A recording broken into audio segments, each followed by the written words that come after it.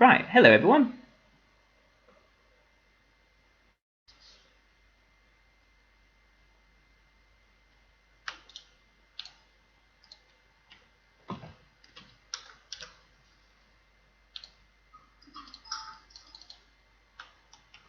Just waiting for some questions.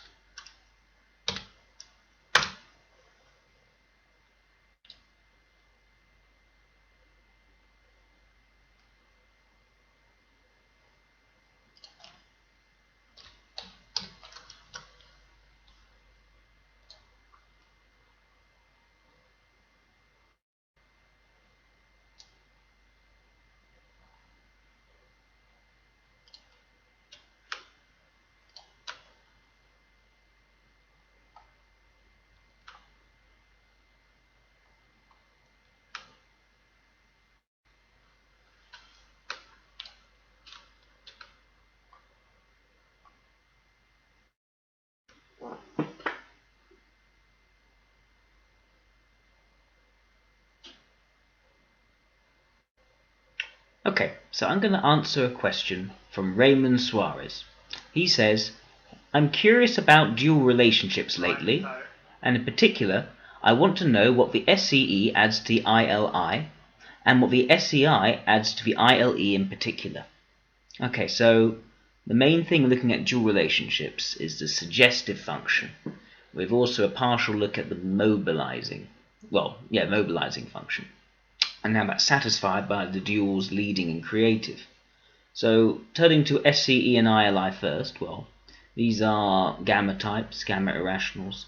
Their focus is going to be around the intersection between, first of all, extroverted sensation from the SCE and introverted intuition from the ILI.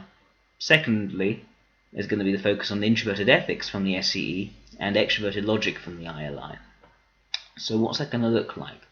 Well, the ILI has that difficulty of extroverted sensation. They're so focused on their heads, they're so focused on, what things are going to be going on in the future, what could be happening in the past, reflecting, using their imaginative insight, as it were. They're so prone to think things through before acting. They have difficulty actually taking action, difficulty just jumping in and doing things, moving from thought to decisiveness, to a decision. So, well, the ILI benefits, how the ILI benefits from an SCE is basically in terms of that sort of energy and drive and decisiveness to do things right now, to actually get things done. So, at the same time, the introverted ethics of the SCE is very flexible. SCEs are very good at sizing people up, getting a sense of who they can bond with, how they should approach each particular person. Whereas the ILI, they're quite reserved when it comes to opening themselves up to other people, making closer connections. And what the SCE is able to do is basically, support the ILI in sort of forming close relationships, close friendships, ones which are where they can actually feel as if they trust the other person, not going to feel betrayed by the other person. So the SCE is very good at sort of making that a far more flexible and ongoing thing, rather than something which essentially can be a point of hesitation, followed by getting something wrong and then not actually, going back to actually forming new relationships when an old relationship fails, which is often the problem for an ILI. They're not so good at, bouncing back from a relationship going wrong.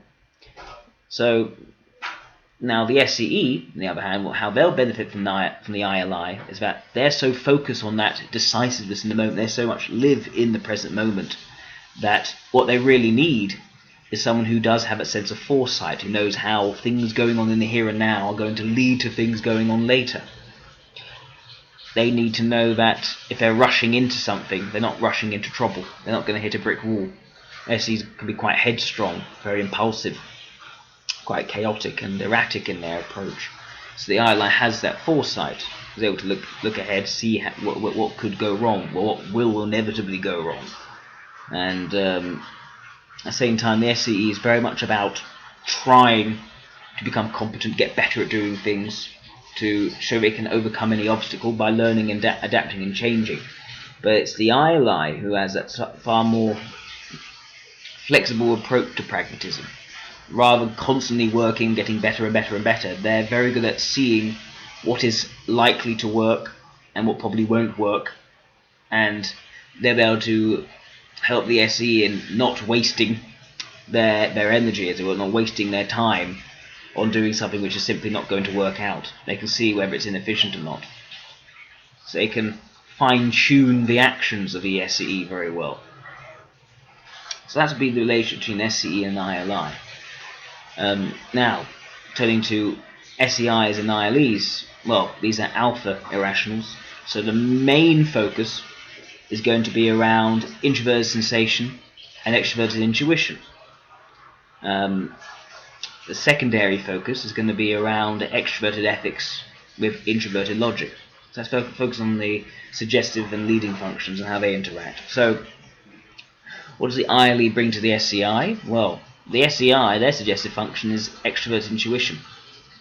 They're going to have difficulty with sort of reaching out of their areas or zones of familiarity into new ideas, new ventures, new possibilities. They're not very good at thinking outside of a bubble, as it were, which they found quite comfortable. So essentially, the SEI gets exposed to new ideas, new perspectives, new influences by interacting with an ILE, and that sort of spices up their life, as it were. The introverted logic of the ILE also helps the SEI. SEIs are types which like a certain degree of order and stability. They like things to fit together and make sense. They like things to be sort of symmetrical.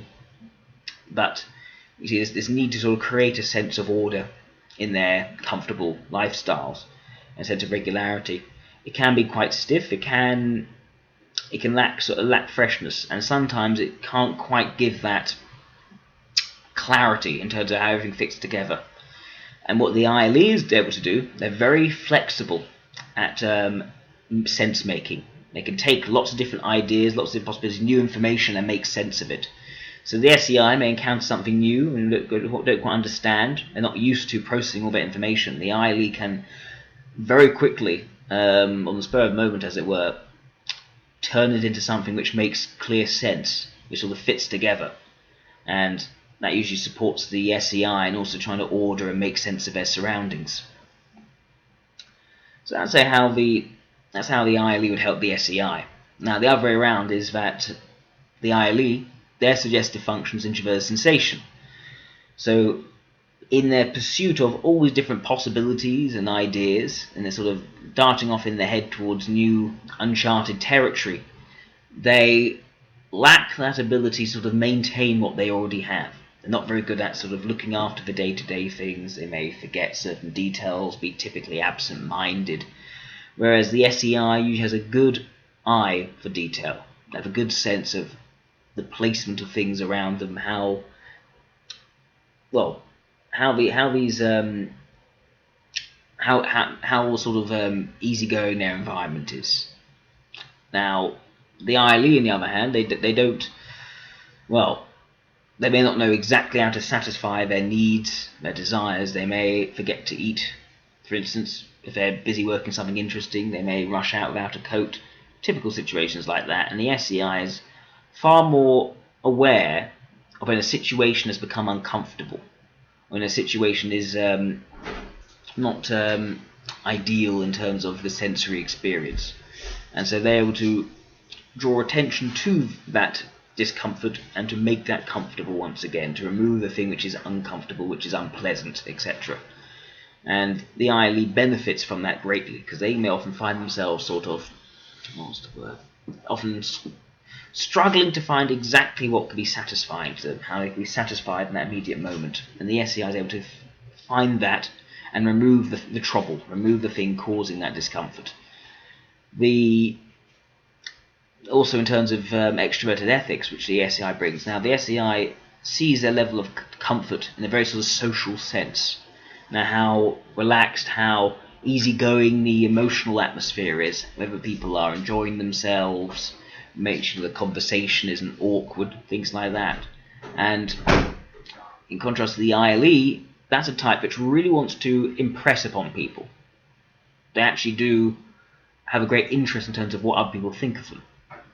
They want to create a certain impression, and sometimes this can backfire. They may not know the entirely appropriate way of conveying a certain image, a way of creating a certain emotional impact on people around them. They may shoot too far, as it were, and they may end up blowing up in their face, causing social faux pas to ensue.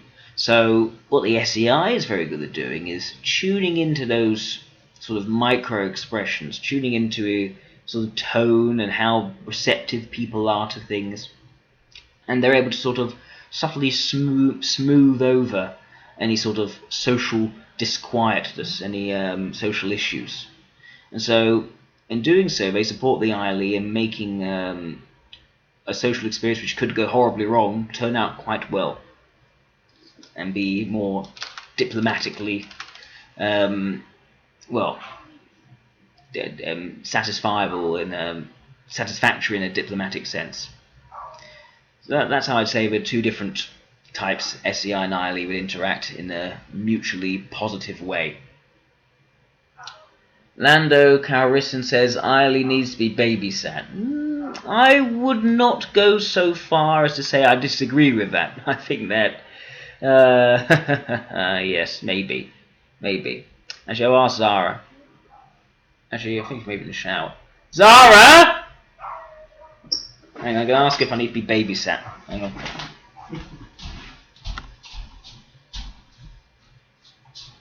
Zara? Do I need to be babysat? What? Someone asked, does my time need to be babysat? Sometimes. Yeah. Yep.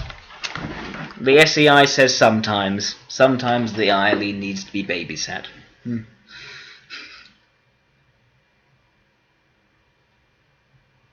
Let's see if any other questions. None yet.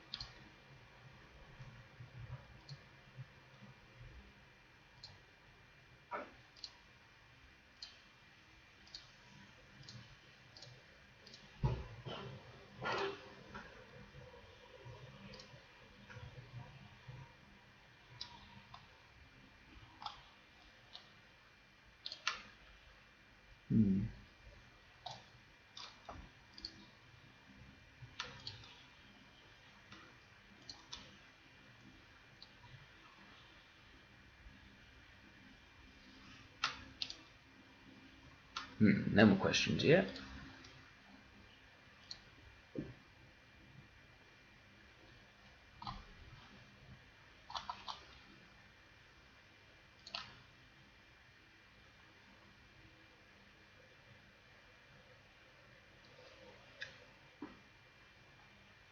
Okay, I should probably say that I'm thinking these live streams, because they're sort of sporadic when I actually answer a question, I probably don't have enough time myself to sort of put in the timings of exactly when I'm answering a question. If anyone is really keen to do that, I think some people have asked, feel free to provide, say, a timing bullet points list, as it were, of when I've answered each question.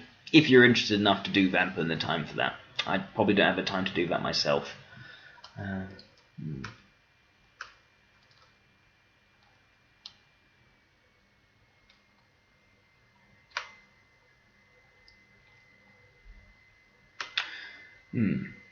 I should also say a couple of announcements. So I've started to do a different type of interview. You guys probably already quite familiar with my diagnostic interviews, where I just do an interview and I just tell someone what type I think they are at the end. I'm trying a more thorough thing now. So I'm trying to do these premium interviews. This is where I do the interview, and then I go away and I watch it over again. I make notes, and then I write up a sort of in-depth profile of the person, and so showing basically how their behaviours, their answers in the interview fit into each of the information elements in each of the function assignments in Model A. So it's quite a thorough report, as it were, quite a thorough profile for them.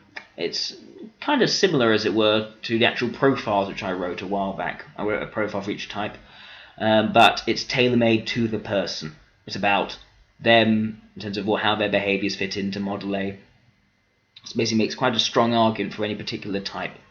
So what I'm doing is I'm creating those reports. Now it costs quite a bit. I was charging probably £65 initially, and then I realised it actually took 4 hours to actually create the report after the interview. So now I'm charging at £115, which is quite a bit. So you have to consider if you want to go through that route, if you want the premium, or if you just want to work out your type quite quickly at lower cost, if you just want a regular interview. Okay, enough of the plug. Let's see, got a question from Jason Black. Do you have any opinions on the philosopher/historian Will Durant? I don't, which is a bit annoying because I haven't looked up. Maybe I should look him up. Let me see if I can do a very quick typing of Will Durant to see what I can find. Because I haven't actually heard. I think I've only heard of him once. I haven't actually looked into him. William James Durant was an American writer, historian, and philosopher. Best known for his work on The Story of Civilization, 11 volumes. Let's see. So probably the quickest way to get a sense of someone's type is usually look at their quotes. Now, I have to look at a few quotes, because in case some of them may have been taken out of context. Let's see. Education is a progressive discovery of our own ignorance. Civilization exists by geological consent, subject to change without notice. One of the lessons of history is that nothing is often a good thing to do, and always a clever thing to say. Inquiry is fatal to certainty. Education is a transmission of civilization. History is mostly guessing, the rest is prejudice. Every science begins as philosophy and ends as art. The trouble with most people is that they think that their hopes or fears or wishes rather than with their minds. The family is a nucleus of civilization. It may be true that you can't fool all the people all the time, but you can fool enough of them to rule a large country. So, themes in these sort of starter quotes, which I just picked up on Google. Well, there's a sense of sort of cynicism or skepticism as to, well, the idea that you can have a clear understanding of something, but the more you look into things, the less you know. And the idea is a sort of very clear awareness of people's cognitive flaws and how you may think you have knowledge when you actually don't. I think those are the themes which come out, at least from those quotes. Now, already my gut would be telling me that would be something more in the extroverted logic area, and probably a gamma intuitive logical type, because there's a sense of sort of, not really sort of day-to-day practicality, but more sort of skepticism, more sense of independent mindset, whereby you wouldn't believe something that you're told, you'd look for problems or holes in what's being told, which is more typical of a gamma intuitive logical type. But I don't know for sure. Maybe have a quick look to see if there's anything else here. Civilization begins with order, grows with liberty, and dies with chaos. Well, that's more of a general statement. It's interesting that he's okay to draw general trends from many specific instances. Say an LSE or a Delta may be less likely to do that, because you have weaker introverted intuition if they are a Delta ST. So already it's putting it more likely to be a Gamma NT again.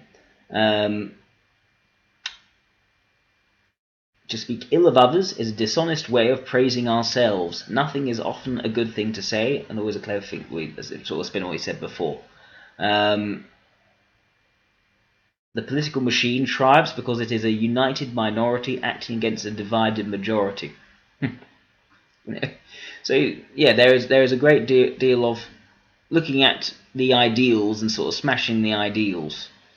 Things are working, but they're not working in the way they're meant to, or according to the spirit and how they should be done. Again, that cynicism is very Gamma NT. It's quite consistent in his quotes from what I've seen. Civilization exists by geological consent, subject to change without... Oh, I've seen that already.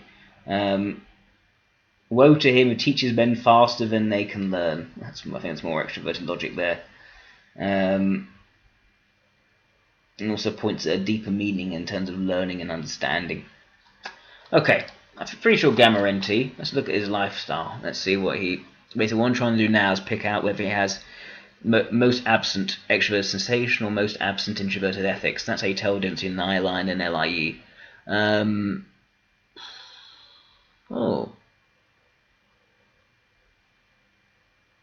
Started off being educated by the Jesuits. And a historian says, despite some adolescent flirtations, he began preparing for the vocation that promised to realize his mother's fondest hopes for him, the priesthood. In that way, one might argue he embarked on a course that, while distant from Yale's or Columbia's apprenticeships, his ingentility offered equivalent cultural authority within his own milieu. By experimenting with socialist philosophy, he began recognizing that a lust for power underlay all forms of political behavior. That's the extroverted sensation. As a value, not necessarily a strong point. Don't think it's a strong point, actually.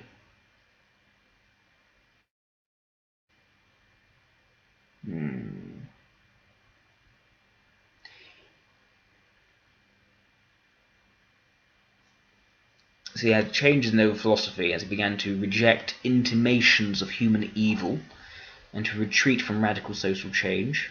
So he started off more radical, became less radical.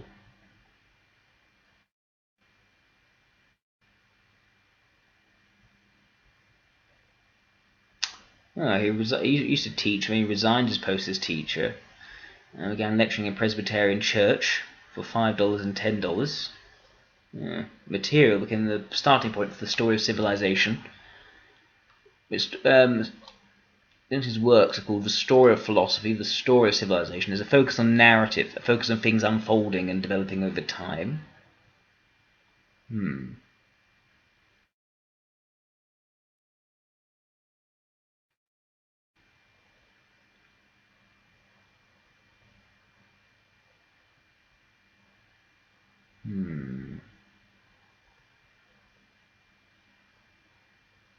Much like Oswald Spengler, I know Oswald Spengler is very much an introvert, intuition-oriented type. He saw the decline of a civilization as a culmination of strife between religion and secular intellectualism, thus toppling the precarious institutions of conventional morality. Okay, I think, for just a quick look here, I would not be surprised about ILI.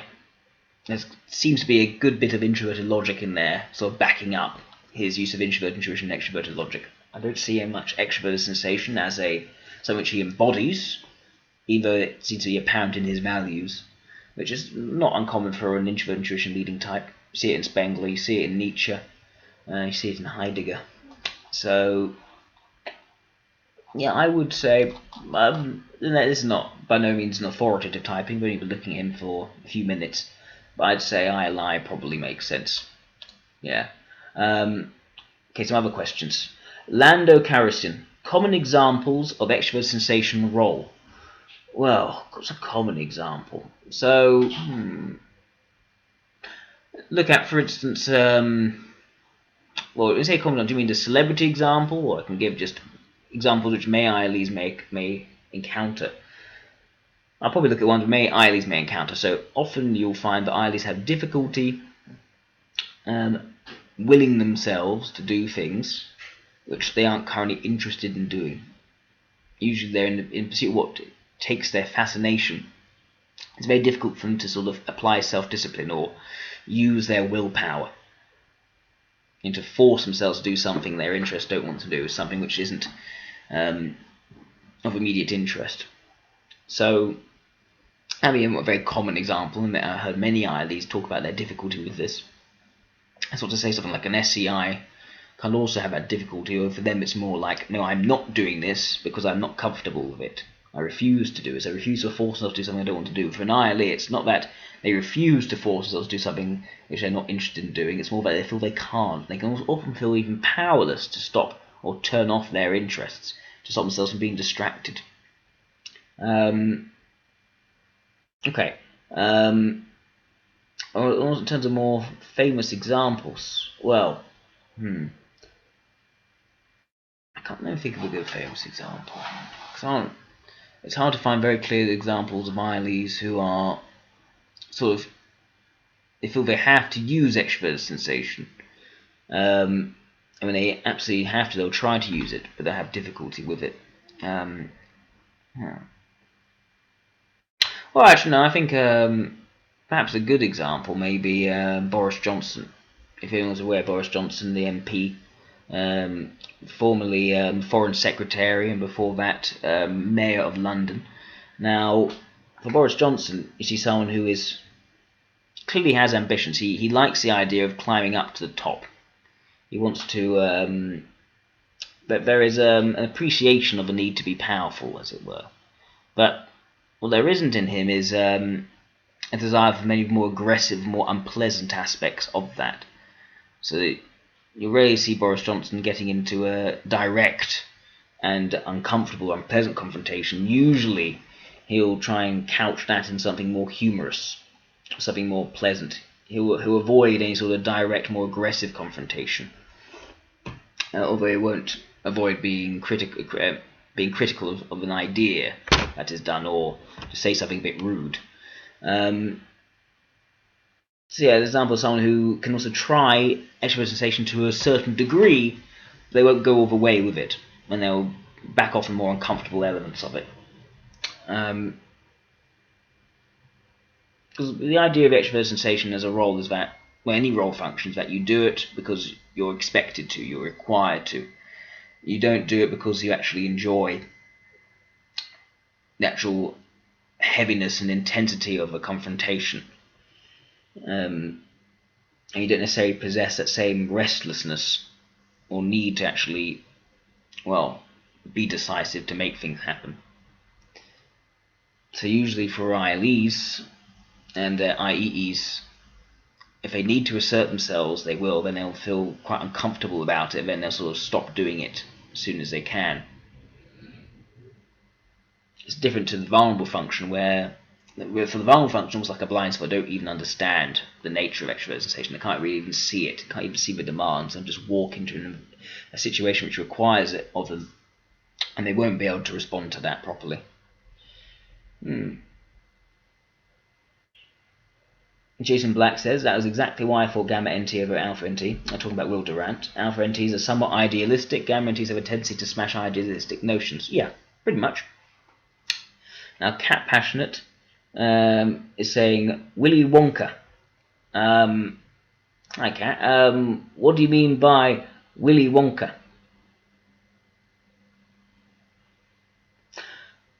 Quite possibly, yes. Yes, I think, yeah, I think you're probably right there. I think Willy Wonka is so meant to be a sort of fictional example of an extroverted intuition leading type, and I think there is some of that role extroverted sensation, but it's not kept consistently. He does he puts on a sort of non-serious kind of way, and then it quickly falls off. So yeah, no, I think Willy Wonka is a good example, Cat. Yeah. Right, are there any other questions? None yet.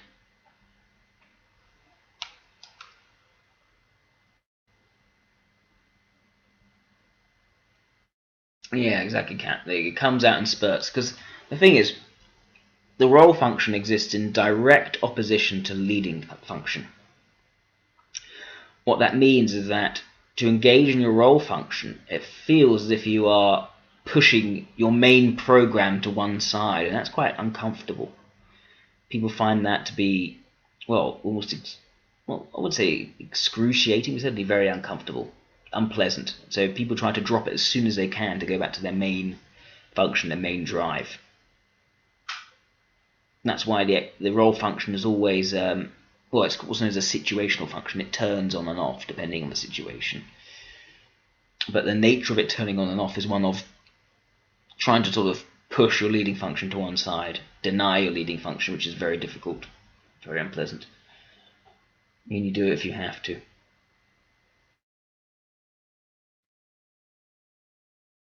Jason Black says, I guess I asked the one on everyone's mind, Ted Bundy. Why is it on everyone's mind? Is something about Ted Bundy come out? Something new?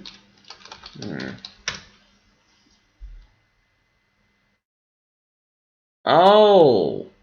Is there a new film with Ted Bundy? Oh, I completely missed out on that one. Oh, Ted Bundy, I believe it was EIE. We looked at Ted Bundy a long time. A new Netflix documentary.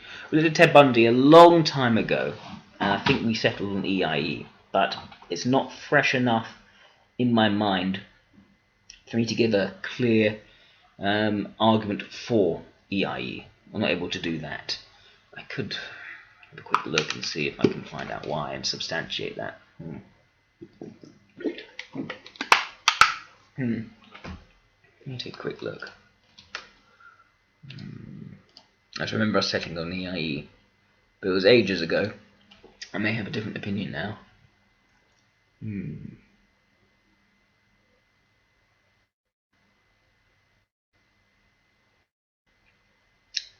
Oh, well, I can see why we fought EIE, because a sort of unstable aggressiveness which didn't help him. But also, what was clear was this charisma which he'd have. He was definitely able to charm people. He was able to act convincingly in another way. But I guess that's quite, what's the word? It's quite a superficial typing. Just reading the first few paragraphs on Wikipedia. So it's very superficial. Right.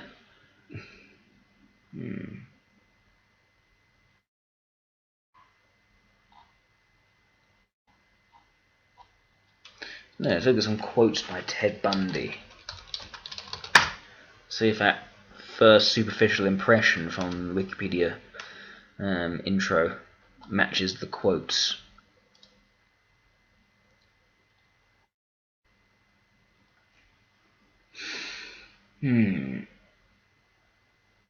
Quotes by Bundy. I'm the most cold-hearted son of a bitch you ever meet. That's already, what's the word? He's projecting his toughness. He wants people to know that he's a hard person. Okay, you've got the indictment, that's all you're going to get. I'll plead not guilty right now.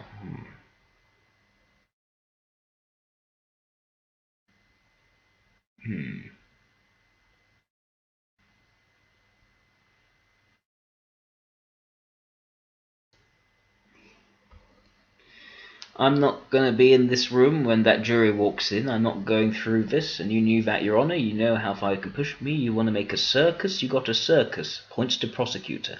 I'll rain on your parade, Jack. You'll see a thunderstorm. This will not be the pat little drama you've arranged.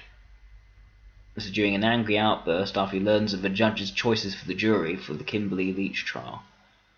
So what we see here are displays of aggression, not necessarily effective displays of aggression, but more the sort of threat that he's going to make things a lot more dramatic in response to something she doesn't like. Could very well be extrovert sensation mobilizing here again. Here's a good one. Guilt. It's this mechanism we use to control people. It's an illusion. It's a kind of social control mechanism. It's very unhealthy. It does terrible things to our body. That's an interesting quote.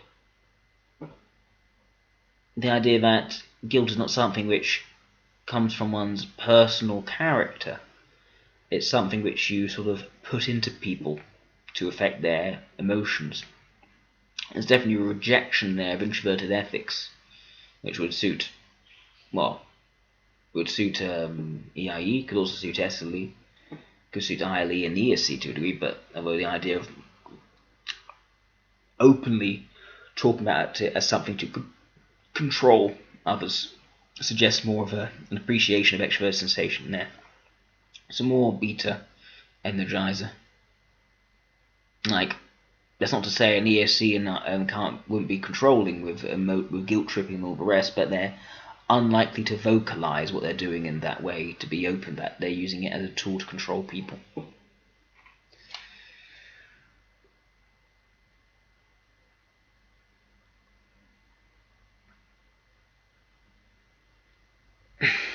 Murder is not just a crime of lust or violence. It becomes possession. They are a part of you. The victim becomes a part of you, and you two are forever one.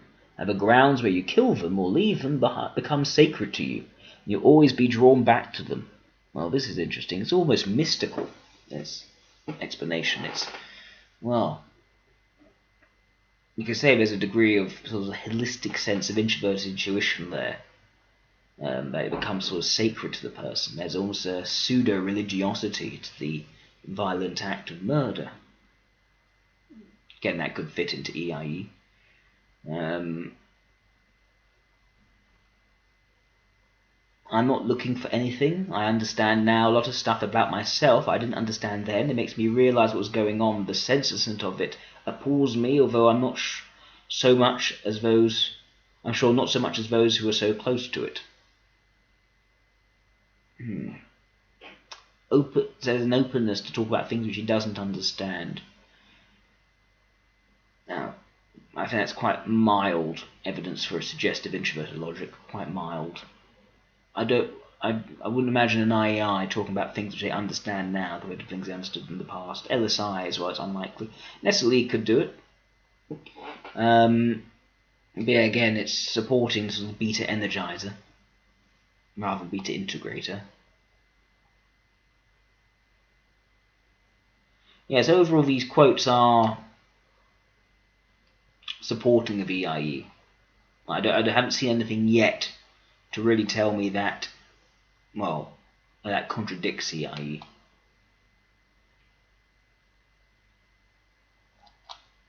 Well, I know there's one bit when he did say that it does terrible things to our body. Now that's one person may say, oh, he's talking about the terrible things done to the body. That could be introverted sensation, which could contradict EIE. I don't think that simply saying that something does terrible things to the body is itself a sign of someone using introverted sensation. Nah, because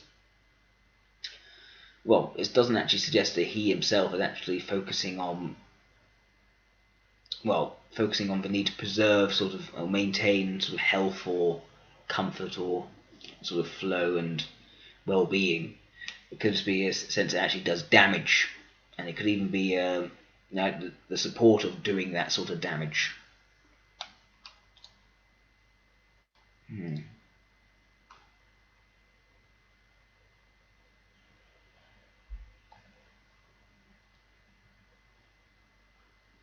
Now, Cat Passionate says, you can make arguments for the way he went about all these things as mobilizing extroverted ethics, though. He thought he knew so much about people and was so good with them and tried to connect with them in these really disgusting ways to possess them because his extroverted ethics wasn't strong enough.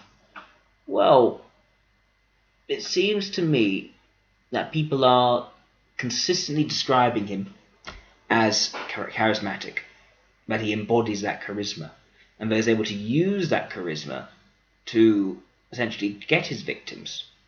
And it's interesting that so many people, long after he was sort of locked up, remain sort of fans of his in a strange way. He had such a following of crazed young women, as it were. Now, that suggests to me that his charisma is hard to doubt, I wouldn't say it's something he was asserting and trying. What we can see, looking at these quotes, though, at least looking at Wiki quote, it does look like he's trying to assert his toughness, as it were. He's trying to assert his ability to, be tough, be strong, to make things happen the way he wants it, to control the situation. And it didn't read as particularly convincing, which would have suggested to be more sort of the flailing, flapping sense of extrovert sensation in the mobilizing form, at least from those quotes. And you say SLE is very charismatic too, though. SLE can be charismatic, yes, but they are not so good at maintaining the idea of saying the right thing to create the right response. They would certainly try to, but it can often backfire. Whereas LSIs, saying the right thing to create the right response, not really. Usually SLEs and LSIs have a different sort of charisma. It's the charisma of being that sort of masculine, tough charisma. Sort of like, Vladimir Putin, for instance, he has a certain charisma by being sort of tough and appearing shirtless and being portrayed in memes astride a bear, for instance.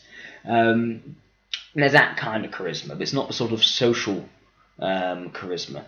I think there's also that sort of mystical element in his quotes. He has a sort of a balance of an attempt to look quite tough, at the same time talking about things in sort of a semi-mystical kind of way, in terms of murder becoming one with the victim, becoming sacred to him, which suggests more introverted intuition than I would have seen or expected to see in an SLE.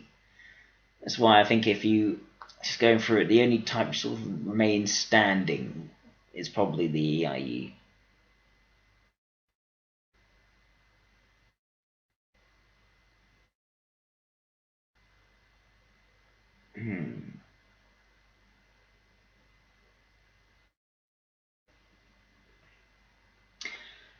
Yeah. Well, yeah. That's the thing. It's all like the tough talk. Yes. Often they find that with EIEs, LIEs as well, there can be a sort of it's not necessarily about trying to look tough, but they may exaggerate their ability to be dangerous to other people, to exaggerate their ability to be something to be feared, something to be treated with respect, because they are quite serious business. It may not be very effective. A good example of an LIE doing this, actually, is Quentin Tarantino. If you've seen the Shut You Down interview, I think it was with Krishnan Gurunathi, it was a very good example, in my opinion, of extrovert sensation and mobilizing function. Yeah, no, fair enough. I'm going to say with this particular quote, Kat, it did come from when he was in the courtroom. He didn't like the jury. So I think they certainly probably felt being stepped on there, and they sort of pushed back in a sort of extrovert sensation kind of way. Oh, don't worry, Kat. No, that's fine. Don't worry. Yeah, don't worry. Look, debating different types is also fine, and we should always have these discussions. So no, I like these discussions. Oh no, I know you're not a psychopath either. Don't worry.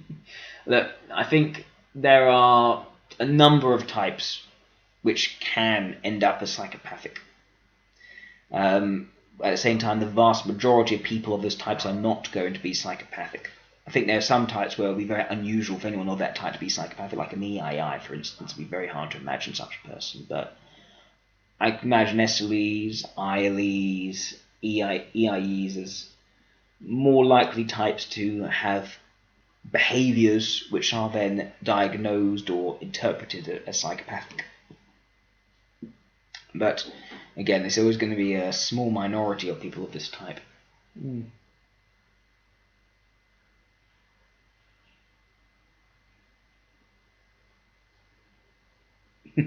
Yeah, Kat, look. If you ever want to debate a typing with me, please feel free. It's what I like to do. I enjoy it. Actually, I want to try and have a few live type debates at some point on YouTube. I think people may like that. Get not just me talking, doing monologue the whole time. Actually get a good number of people together, maybe, well, one-on-ones. I think one-on-ones debating a type. I think that'd be quite exciting. Would like to do that. If anyone wants to debate a typing of someone with me live, yeah, send me a message. I really enjoyed that. Sunsoak. What does introverted ethics suggestive look like versus mobilizing? Okay. So, basically talking about LIEs and LSEs versus ILIs and SLIs. It's a tricky one for me personally to describe because it's my blind spot, my vulnerable function. But I know, I know my friend Peter is an LIE and he's given me some good examples.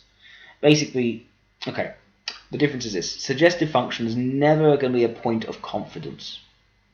So usually people are LIEs, LSEs, they're not going to be entirely sure, but they've sussed someone out correctly. That person's someone not to be trusted or to be trusted, someone to become close and intimate with. And they won't take the initiative in forming and maintaining that relationship with the other person. They're not going to be confident. And they prefer if someone else takes the helm in terms of forming that relationship, being a close friend, a close ally, or pushing them away if they don't like them, but they may be taken aback by that. But they like having that clarity in terms of their relationship with the other person affirmed. And ESIs and do that very well for LIEs. For LSEs, it's more they like that intimacy. They want to really get to know someone closely, but they themselves aren't very good at focusing on that and that sort of personal attachment. They tend to be too busy, too carried away with things which they're doing, which are more practical. And they like to have a relationship formed with them by an EII. Some sort of see that personal goodness in them, which they can connect with. The mobilizing function version of introverted ethics. Now mobilizing functions are functions which are asserted, tried out for oneself, but are usually done in an overly rigid way, in a way which could even backfire, usually because of the absence of its inverse. What I mean by that is the mobilizing function is always connected to the vulnerable function. For introverted ethics, it's connected to extroverted ethics, if it's in the mobilizing function, the vulnerable function. So ILIs and SLIs, they have this mobilizing introverted ethics. There'll be a strong need for a strong aspiration for them to find and develop these close relationships, close connections, or to at least know the nature of the people who they're interacting with, know what their intentions are, and whether they are the right person for them or not, the right person to interact with. The difficulty for these types, they don't have very good extroverted ethics. It's their vulnerable function. So the idea of actually engaging with people, pushing their buttons, getting a sense of how they'll react to things, that's something which SLIs and ILIs aren't open to, aren't very aware of. They won't know how to engage and actually make people be their friends, despite the fact that they want to actually have a good understanding of their relationships with others. If an ILI or an SLI does have a friendship or close relationship, and it goes awry, they made a mistake, that the person isn't who they thought they were, the ILI, especially with ILI, they may have difficulty going out and forming new friends. They may actually withdraw socially.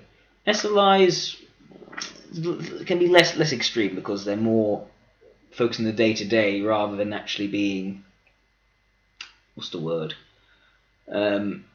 prone to sort of doubt, prone to distrust. SLIs are less likely to do that compared to ILIs. It's the gamma versus delta difference there. But the SLI nevertheless can be quite sort of sensitive internally in terms of, if people think that they are the way that they think they are. I've seen examples, say, of SLIs who,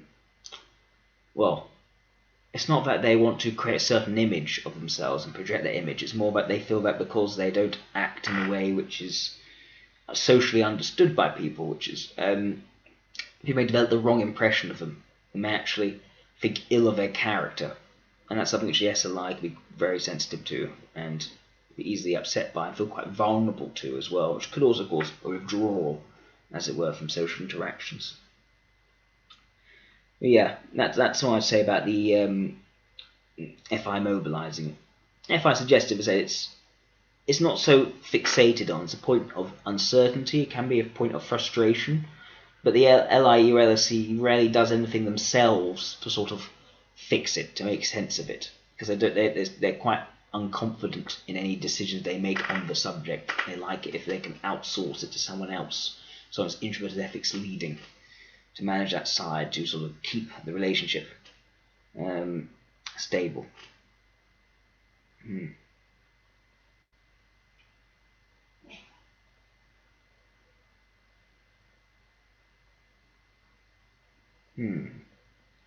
Okay, you can flood the chat as much as you want. It's far better than not having the chat flooded.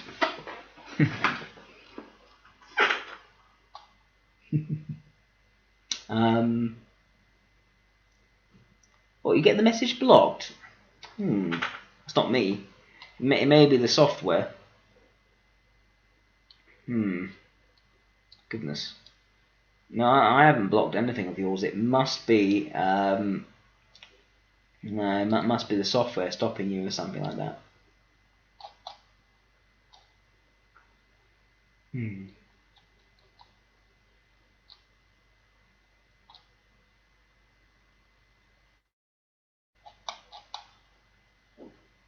Ah, that's probably it. Yeah. Like, you're typing too fast, probably do it. Yeah, I'm not doing it, it's the software. Is there an intuition, sensation equivalent of the communication style? So passionate, sincere, cold-blooded, business-like. I would say so, yes. It's something which I put some thought into. But I thought that it's not really to do with communication, in a sense. It's far more to do with movement, physicality. So, someone who is four-dimensional extroverted sensation, so type which is extroverted and sensory. I say it's quite tough, as it were. When I say tough, I mean that they are dynamic, engaging, very high energy. They tend to lots of physical movement. Their presence is very well known. That's what I get from, say, LSEs, ESEs, SEs, and SLEs. Could call it tough, could call it dynamic or engaging as a movement style, you could say. Whereas you could say that types like SEI, LSI, ESI, SLI are more controlled in physical movements, more balanced. Because here it's introverted sensation, which is four-dimensional. So slower movements, you could say on average, you could say that there is, when any movement, there's no waste of energy in their movements. You know, things are, they're comfortable in the place on which they stand, and they're not going to flap around unnecessarily. Whereas, I think I've called ILIs, IEIs, LAIs, and EIIs more fragile in their movement, but it's not quite the word. Okay, the idea here being that they lack extroverted sensation. They got a lot of introverted intuition. So, as a result, there'll be very little movement, probably less movement than is required. And the idea is that they're not really even paying attention to their surroundings. There's so much in their head. And if they do sort of move, it may be inappropriate to the situation. Maybe they may suddenly move to get somewhere. They may wander into a room without even being noticed. So, poor adaptation to the demands of a physical environment. And whereas I've described LIEs, ILEs, EIEs, and IEs as sort of more clumsy in their movement. What I mean by that is that there is movement, there's some energy, not as much as the extrovert sensation oriented types, but there's very little control, there's very little management and balance of those physical movements, because they can be a bit all over the place. They may sit in a strange way, they may move too much, they may have an almost hyperactive physical energy. You especially see this with LIEs and EIEs, because there's no introverted sensation and there's so much extroverted sensation that's being tried out, it's being asserted. So a sort of messy movements and clumsy movements, I'd say, is something you see a lot more in ILEs, LIEs, EIEs, and IEs. So yeah, that's what I would say are the the sensory intuitive version of communication styles. I'd call them movement styles. But I think they're general rules of thumb rather than absolutes. And I say the same thing for communication styles. Rules of thumb, not absolutes. Kat has another question. I have a Socionics question about DCNH, which is a system I've been deemed untypable in, and therefore reject, but I keep coming back to it. I have a huge issue with the way that Gulenko structured this system. By dichotomies, descriptions, it appears to be unfittable for me. Sorry for snowflaking, you're not snowflaking, don't worry. And after studying the system for weeks, it just seems like utter bullshit. But I am able to type others in the system. How do you feel about the validity of DCNH subtypes? Okay, so let me just have a drink of water. Okay, so in my opinion, DCNH is splitting hairs for types. If you are to come up with some sort of subtype system, the first thing you need are, well, dichotomies which are in no way related to pre-existing dichotomies. So, for instance, actually probably the best subtype you could probably come up with, and not many people think about this, a few do, but not in Socionics. I think people have thought about it. Dave Superpowers has thought about this. Podlair even thought about it. They've tried to subtype based on sex, biological sex, male, female. Now that, in my opinion, is a good subtype system because biological sex has no overlap with any particular dichotomy in Socionics. Like, you know, it makes sense to be a male ILE or a female ILE. There's nothing about being male which makes you more ILE or female makes you less ILE. To be fair, I guess with SLEs and IEIs, there's more masculinity, femininity, but in terms of biological sex, there's no real difference. Like, well, to the biological sex, there's no real overlap. I mean, not difference. So I think that would be a good subtype system. Pre-existing, very easy to use. I think people do use it, just don't really call it a formal subtyping system because no sociologists have come up and said this is a subtyping system, but essentially it works as one. Now, when you're talking about DCNH, dominant, creative, normalizing, harmonizing, these four subtypes, so you have a dominant ILE or a normalizing ILE. The basis of this idea is that you take, say, four people of the same type, four ILEs, for instance, and you put them in an exercise. They'll start to gravitate towards different roles in relation to one another, because they can't all do the same role. So one ILE will be more dominant, another ILE don't want to take charge more. Another ILE may actually try to soften relationships between people. Another ILE may be more the idea generator. Another ILE may become the normalizer, start to place down sort of discipline, make certain rules or structures. Now, the problem with this is that it depends entirely on people of the same type in the group. So you can't really observe it very well outside of people of the same type interacting with the same group, assuming it even works that way. This is a theory. It's based on, I think it was based on rats. Different rats who take on different roles. They assume this will also work with people of the same type. I'm not sure if that really applies, but if the analogy carries. But, you know, I guess if you don't have very strong scientific, you don't do your own studies, that's where you have to draw from. And Gulenko doesn't do empirical studies as far as I know. If he does, I'm sorry, but I've heard it said that he doesn't do it.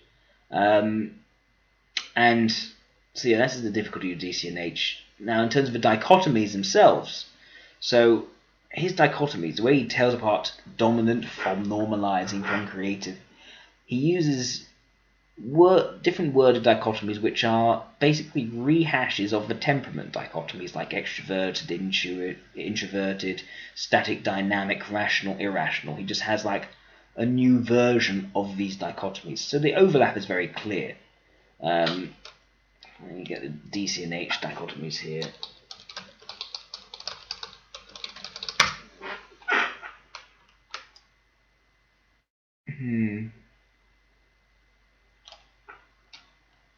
So what the exact... Yeah, so for instance, contact versus distant is going to be like extroverted, introverted. Terminal and initial, initiating, terminating. Again, it's like a rational, irrational. Terminal being, or finishing, rational. Initiating, irrational. And then connecting, ignoring. Connecting being like dynamic, someone who is more sort of changes and flows depending on certain input. And ignoring being something that sort of stays the same regardless of the sort of input around them. Well, okay, the first two, contact, distant, and terminal initial, are going to have some degree of overlap with extroverted, introverted, and rational, irrational. Connecting, ignoring, it's not so obvious. I don't think it has that much overlap with static dynamic, and I don't think it has that much interaction at all, which is fair enough. But it has other areas of overlap. It overlaps a great deal with the function dichotomy. So if you know much about the function dichotomies, some functions in Model A are what are known as contact versus inert. I like to call them stubborn versus flexible. So a stubborn functions would be you're leading, you're mobilizing, you're vulnerable, you're ignoring. Now basically, whatever decision you make on those, or you just make no decision, you're not going to change that position, that decision, based on external input. Whereas your contact functions, your flexible functions, creative, role as well, demonstrative, and suggestive, they're going to be changing more depending on the input put on them. Creative is well known for being very flexible compared to the leading, which sort of is my way or the highway. So there's going to be overlap there.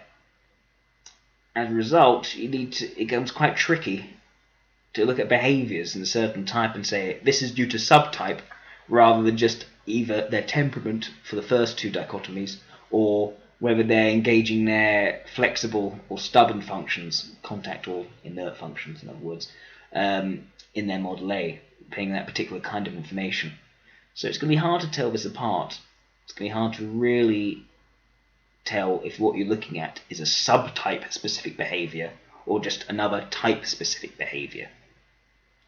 Another problem is that because of these overlaps, the way these types vary is inevitably within temperament. So you may have your typical ILE, which is probably going to be like, the creative type ILE, maybe. Whereas you may find a normalizing ILE, and you may say, okay, you're an ILE, I think, but I've also seen behaviors in you which suggest to me that your subtype will be normalizing. Now, does that mean that you're certainly an ILE? Am I still sure that you're an ILE? Or could you actually be an LII and I've just mistyped you? Now, Occam's Razor will probably say, no, the subtype theory is just silly, and actually, you just mistyped an LII as an ILE, and you're just using the subtype theory to justify still calling them an ILE. Basically, what I'm trying to say here is that you need clear definitions and clear lines and boundaries so that dichotomies like contact, distant, terminal, initial, connecting, ignoring do not overlap with anything else in the Socionics canon. And unless you have made that distinction very clear, your subtype is more likely to make things more confusing rather than more clear in its attempt to inevitably split hairs. Is there much use in even having this subtype theory? Only hypothetically within the theory, only according to the theory itself, if you have people of the same type interacting. So most interactions, it's far useful to have your types rather than work at your subtypes as well. It doesn't become that helpful. So yeah, I'm not a big fan of DCNH. I don't tend to use it myself. I think it could be fun if you have like a big group of different people of the same type and you're trying to work out differences between them. That's when, if you're focusing on that layer and trying to split these hairs, you may find some enjoyment in it. But then you have another problem, which is consistency. With Socionics, the canon, with classical Socionics, you have a well-deducted set of dichotomies. You've worked it out from basic principles. There's a reason why each dichotomy is there. When it comes to these new subtype, these sort of bolt-ons onto the canon, there isn't a very clear rationale for why this bolt-on should be there, why these specific dichotomies which Glencoe has should be used to describe any said subtype theory, and why they're not just pulled out of a hat. So without that rationale, the dichotomies, even if you can say that they don't overlap, they still could be quite arbitrary. And, well, as a result, you don't really know if you're really looking at a stable thing which we call a subtype. It could be that they're simply show behaviors in the instances you've observed them which happen to line up with what you say are these dichotomies. And it could very well be that when you've worked out someone's subtype, they may in the future act in a way that's completely different to that, and may fit into a completely different subtype. Looking at myself, I would say that, well, I think I'm most likely an ILE. Most people agree I'm an ILE, but not everyone would say that I'm the same subtype of ILE across different situations. And this is why I think that what's probably more likely is that, given that people do change their behavior depending on different situations, a lot of these behaviors, these phenomena which we end up calling subtypes, are really just people acting differently in different situations. And that if you were to catch them in a different situation, you may give them a completely different subtype. So yeah, those are my thoughts on DCNH. I think there are quite a few flaws in how it's put together and how it can be used. Let's see, I was talking for a long time there. Let's see what I've missed. I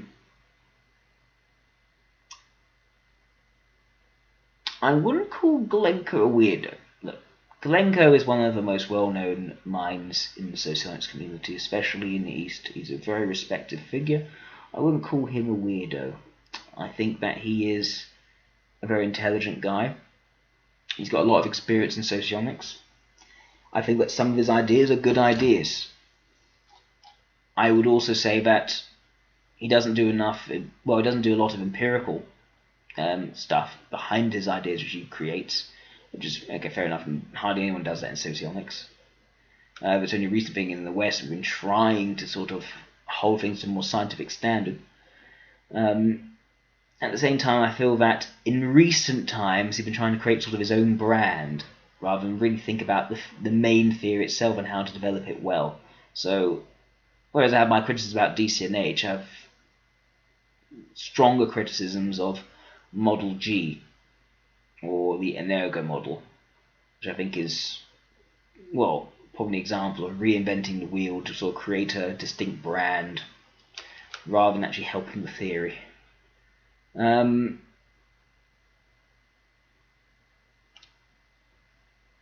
Let's see what else is here. Sunsocast, did Jordan Peterson or anyone from his camp ever get back to you? Not yet. Now, I think it's important to keep in mind that Jordan Peterson is a very busy fellow. Basically, I gave him a letter in person. I managed to see him in person and hand him a letter on Socionics. Now, maybe I just wrote a rather bad letter, or it's just that he's just too busy. And you know what? He probably is just too busy. He's got so much stuff to do. Whatever he's doing at the moment, with his talks, his travelling around the world, his Patreon, all the rest. He's recently left Patreon. You know, I wouldn't place any sort of time expectation on him to come back to me, and I even said in my letter, when you are less busy, come back to me, if you're interested. So I'm not expecting anything at the moment. Cat passionate. I appear to do both dichotomies in the system. The only one that everybody can agree on is I'm 100% not ignoring, I'm connecting. Well, at the same time, you're also an extrovert, so that's probably also the case. But everyone types me creative. That makes no sense. Oh, so sorry, ignoring, connecting. Sorry, static dynamics, sorry, I got it confused. Yeah, okay, again. Even when you have these dichotomies, not all people trying to use DCNH or claiming to use DCNH are going to stick to those dichotomies very carefully. That's often the times you'll find that happening. Even with socionics, people won't pay attention to dichotomies. I guess dichotomies more often line up with our biases, our understandings of the types, our stereotypes, because dichotomies fit in quite well and they aren't so arbitrary. But yeah, no, you'll find even with a subtype theory, people may deviate in how they actually understand these particular subtypes, whether they pay attention to the official definitions of the dichotomies which could then be provided or not, or still sort of stereotypes. Oh, the creative person comes up with new ideas and a bit zany.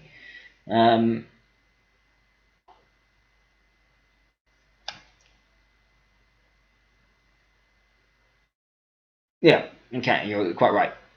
I think people tend to do multiple roles depending on the people they're in the group with. So I find it difficult to say that this is the role you're going to take with a group of people of the same type consistently. What if you're surrounded by people? Say you're a harmonizing subtype. You're surrounded by people who are same type as you, but also the harmonizing subtype as well. Do you then take on a subtype? Again, splitting hairs, in my opinion.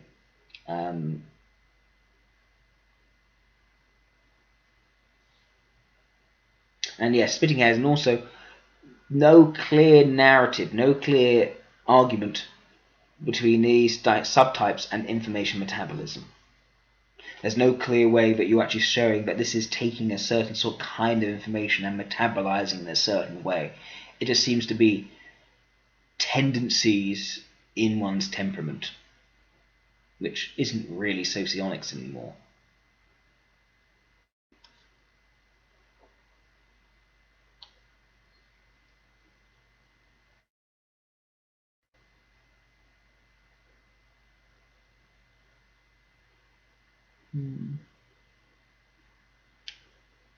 Okay, any other questions? Let's take a look.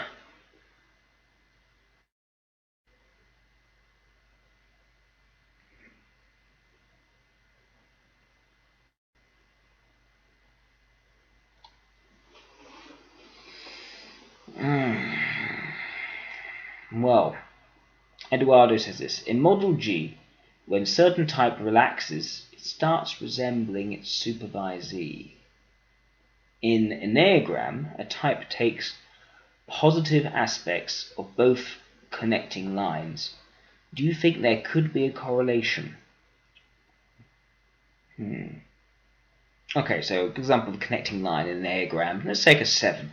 So that would be between, if I get it correct, 1 and 5 for 7. So going away from 1, integrating towards 5.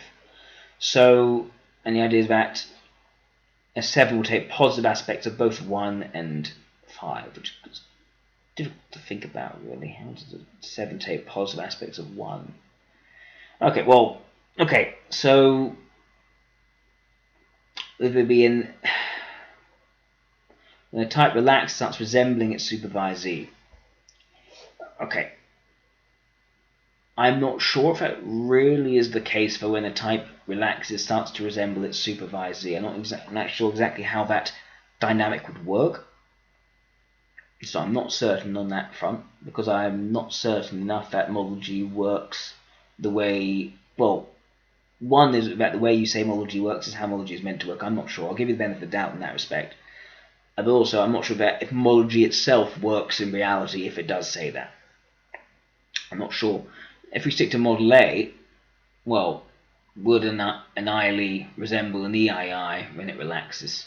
Resemble supervisee. So, if an ILE resemble an LSI when it relaxes? I wouldn't think so. You'd need to, at least from Model A's perspective, you'd need to take the role function and put it next to the creative function to create something like your supervisee. I call it vertical blocking. Now, it's something which can be done. ILEs can act in the LSI-ish way. In fact, when they have to use extroverted sensation, they prefer to do it with introverted logic, which is why it creates sort of LSI-ish behavior. Laying down the rules, as it were. An ILE is better doing that than laying down a harsh judgment on someone in a personalized sense. So, yeah, but I wouldn't say that's relaxing. I'd say that's what an ILE does when they're playing a certain role because they need to. I wouldn't say it's relaxing. Model G, I don't know the specifics of Model G enough to say that to understand that claim and how it actually play out. But my criticisms of Model G are more to do with the actual structure of the functions and how the functions are defined and how certain names are moved around. and sort of the placements and relationships. You can say what would have been the suggestive function, what would have been the vulnerable function, with now say the break function. And the enneagram type takes positive aspects of both connecting lines. Yeah, that's also in the theory. I'm not sure exactly how that would also work in terms of integrating or disintegrating. If there are overlaps, yeah, there could very easily be overlaps. Because I think I said in the previous video that enneagram socionics inevitably have overlap because mobilizing functions and leading functions link up to desires and motivations, and so their negations always lead up to fears as well, especially with suggestive function, also a sense of fear. So yeah, I think there's almost certainly there's going to be some correlation. If you see two sets of behaviors, if you see a very similar, if you take two different theories and you can describe the same behaviors according to those two different theories, you could say there's overlap between those two theories in terms of what they're dealing with, what they're looking at. And they're taking this, you could say, taking the same thing, describing it in different ways. So yeah, quite possibly, but I wouldn't say that I know enough about the specifics of how model G describes a type looking like another type to say in that particular instance.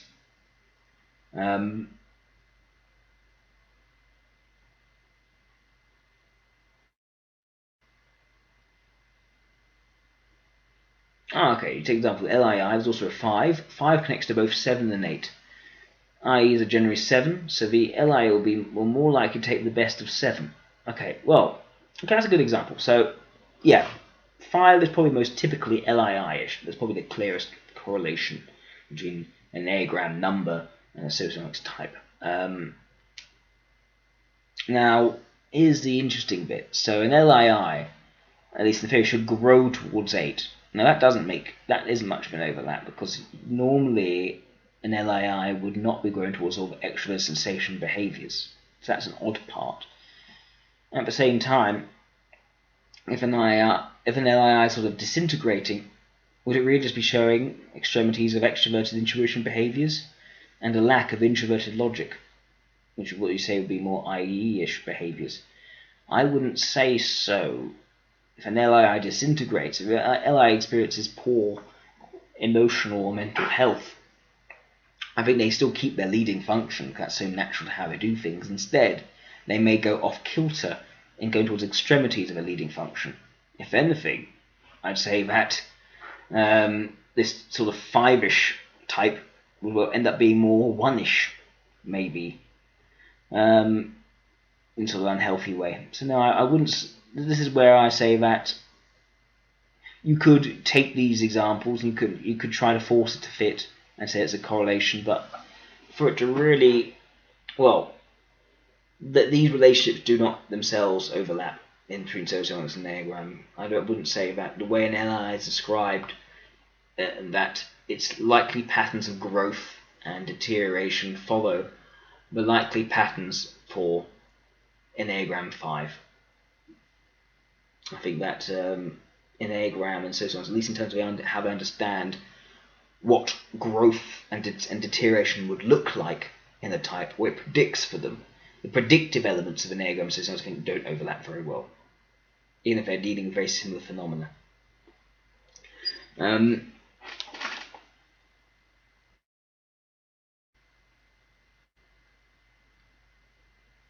And Geraldo says an IE 7 supervises ESI, and a good amount of ESI are also a 1, and so on. Yes. Yeah, okay.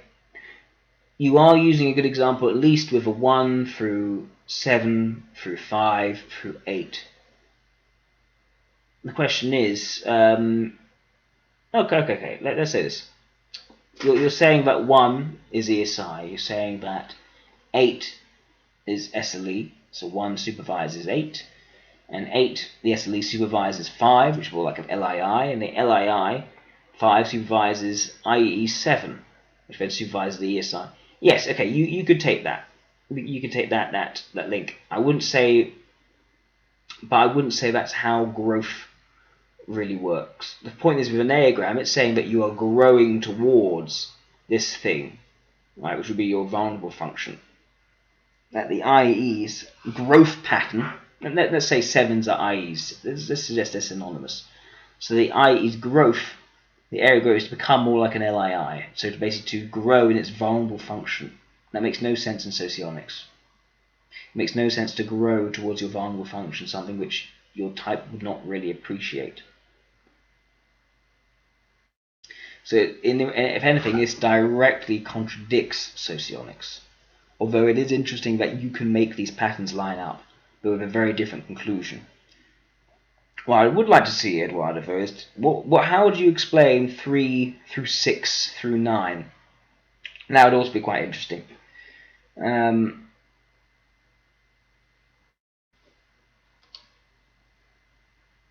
Now, Kat's also saying, oh, hang on, what's being said here?